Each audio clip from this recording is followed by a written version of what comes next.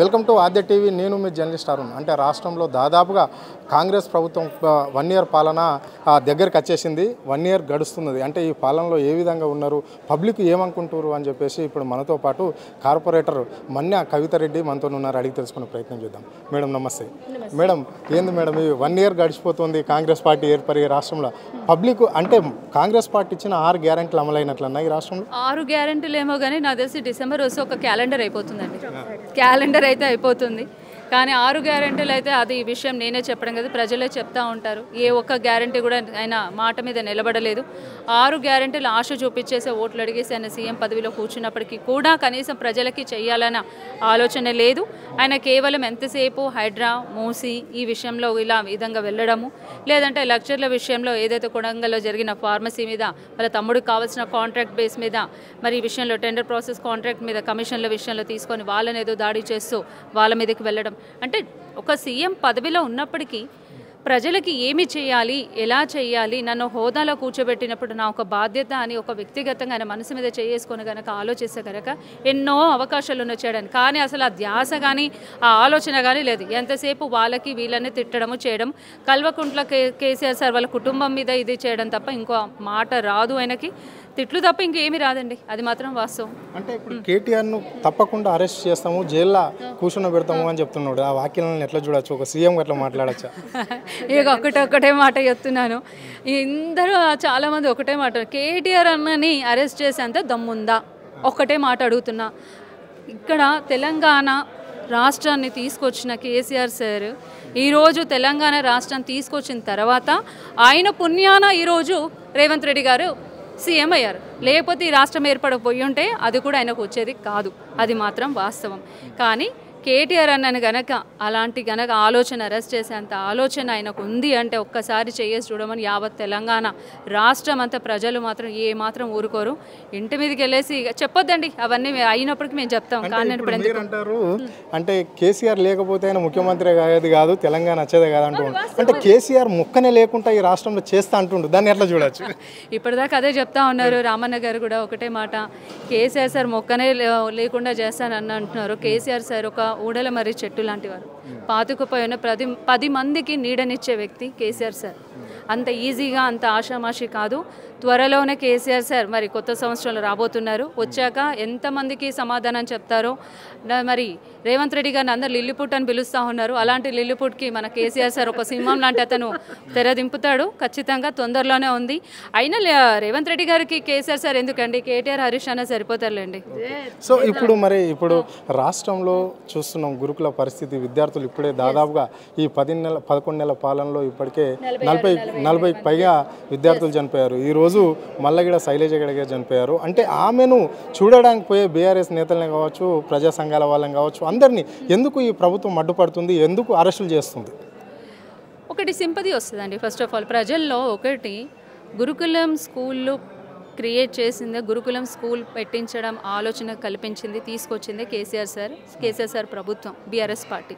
పెట్టించినప్పటికీ అది రన్ చేస్తున్నప్పటికీ కానీ అక్కడ కరెక్ట్గా పిల్లలకి ఏదైతే ఫుడ్ విషయంలో కరెక్ట్గా అందడం లేదు.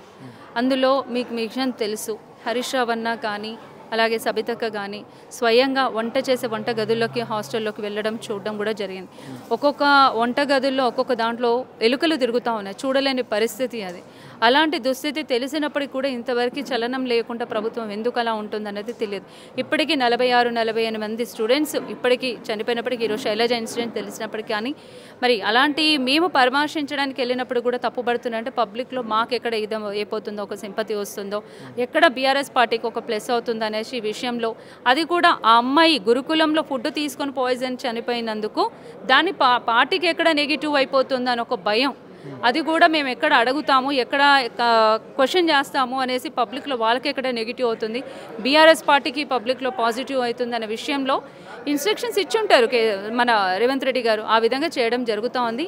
న్యాయం ఎప్పుడైనా గెలుస్తుంది, మంచి ఎప్పుడైనా మంచిగా ఉంటుంది, అది మాత్రం నేను ఖచ్చితంగా చెప్తాను. కాకపోతే రేవంత్ రెడ్డి గారికి ఒకటే మాట నేను మీకు కూడా అడుగుతూ ఉన్నానండి, మరి కాంగ్రెస్ ప్రభుత్వంలో గురుకులం స్కూల్లో గురించి మీరు చెప్తా ఉన్నారు, మళ్ళీ పిల్లలు చనిపోయిన విషయం అడుగుతూ ఉన్నారు. నేను మిమ్మల్ని ఒక మాట అడుగుతున్నాను, విద్యాశాఖ మంత్రి ఎవరండి? సీఎం గారు. సీఎం ఒక ఆయన రాష్ట్రానికి ఒక సీఎం. మంత్రి పదవి ఆయన దగ్గరే పెట్టుకుంటే ఆయన ఇక సీఎం అంటారా? విద్యాశాఖ మంత్రి ఎవరు, హోంశాఖ మంత్రి ఎవరండి? ఎక్కడున్నారు వాళ్ళు?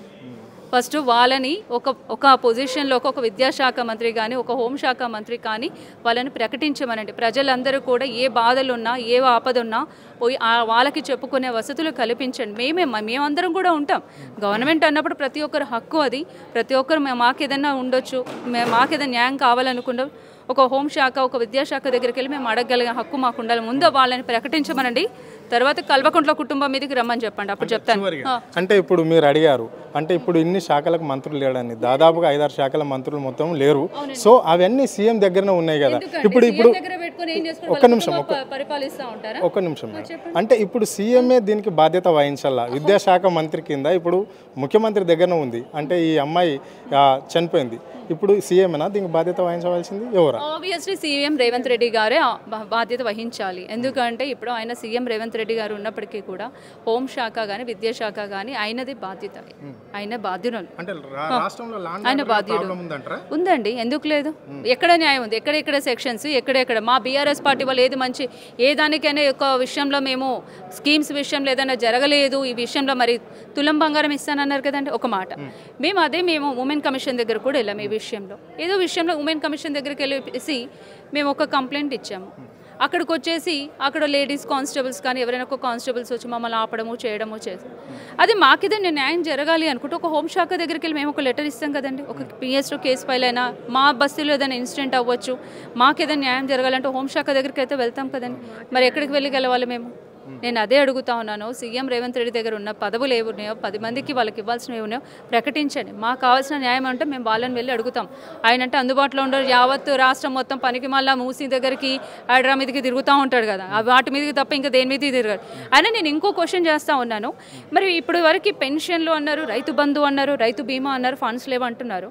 మరి 1,50,000 కోట్లు పెట్టి మరి మూసీ రివర్ని ఎట్లా డెవలప్ చేసి దానికి ఫండింగ్ ఎక్కడి నుంచి వచ్చింది? ఆ ఫండింగ్ తీసుకొని 6 గ్యారెంటీల మీదకి ఎందుకు అమలు చేయట్లేదు? నేను అదే క్వశ్చన్ చేస్తూ ఉన్నాను రేవంత్ రెడ్డి గారికి. ప్రజలు ఎంతో ఎదురు చూస్తూ ఉన్నారు. పెన్షన్స్ మీరు 2,000 నుంచి 4,000 ఇస్తా అన్నారు, ఉచిత గ్యాస్ ఇస్తా అన్నారు, ఉచిత కరెంట్ అనుకున్నారు. బతుకమ్మ చీరలు ఆడబిడ్డలకైతే ఈసారి పండగకి బతుకమ్మ చీరలు కూడా ఇవ్వలేదు. వచ్చే క్రిస్మస్ కూడా ఇస్తారో లేదో అది కూడా గ్యారంటీ లేదు. మరి ఆ బతుకమ్మ చీరలకి ఇస్తాను అన్న మాటకి 500 వేస్తానా? అది లేదు. ఏం చేస్తున్నారండి పబ్లిక్కి? ఎంతసేపు హైడ్రా మూసి కమిషన్ లేదంటే అక్షర్ల మీదకి కమిషన్ పెట్టేసి వాళ్ళ తమ్ముడికి అన్నకు వాళ్ళ తిరుపతి రెడ్డి వారికి పెట్టేసి ఫార్మసీ పెట్టించాలా, వాళ్ళని కొట్టించాలా, ఇదే పని. నోటి క్వశ్చన్ మాట్లాడడం కరెక్ట్ కాదని చెప్పండి. చివరిగా రాష్ట్రంలో లాండ్ ఆర్డర్ లేదంటున్నారు కదా. మీరు కొండరెడ్డిపల్లిలో మాజీ సర్పంచ్ సాయిరెడ్డి చనిపోయాడు. మినిమం ఆయన పోలీస్ స్టేషన్కి పోయి అప్లికేషన్ ఇస్తే మినిమం దానికి స్పందించారు అక్కడ అధికారులు కావచ్చు, పోలీస్ డిపార్ట్మెంట్? మీరు ఆ విషయం మీరు చెప్తా ఉన్నారు. నేను కూడా మీకు ఇంకో విషయం చెప్పాలి. మా డివిజన్లో నేను ఒక కేసు ఫైల్ చేయడానికి వెళ్ళాను.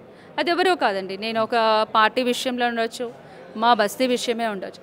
సీఏ తీసుకున్నారు కానీ కనీసం దాని అక్నాలెడ్జ్మెంట్ కాపీ కూడా ఇవ్వలేదు. ఇంతవరకు దాని మీద యాక్షన్ కూడా తీసుకోలేదు. నేను నా డివిజన్ ఉదాహరణ చెప్తున్నాను. ప్రజాప్రతినిధి అయ్యే గవర్నమెంట్ అదే చెప్తా ఉన్నాను. నేను ప్రజాప్రతినిధి అయ్యి ఉన్నప్పటికీ కూడా నేను సీఏ ఏసీపీ సార్ దగ్గరికి వెళ్ళి నేను ఒక కంప్లైంట్ చేసిస్తే దానికి కూడా యాక్షన్ తీసుకోవడం లేదు అంటున్నాను. అలాంటి గవర్నమెంట్ అంటే ఇంటర్నల్గా ఏముంటుంది రేవంత్ రెడ్డి గారికి? బీఆర్ఎస్ పార్టీకి అయితే మీరు అంత పెద్దగా ఇంపార్టెన్స్ ఇవ్వద్దు, కాంగ్రెస్ మన పార్టీ వాళ్ళకైతే మీరు అంత పెద్ద ఇంపార్టెన్స్, మన వాళ్ళకైతే మీరు ఇంపార్టెంట్ అని వాళ్ళకి ఇన్స్ట్రక్షన్స్ అవి.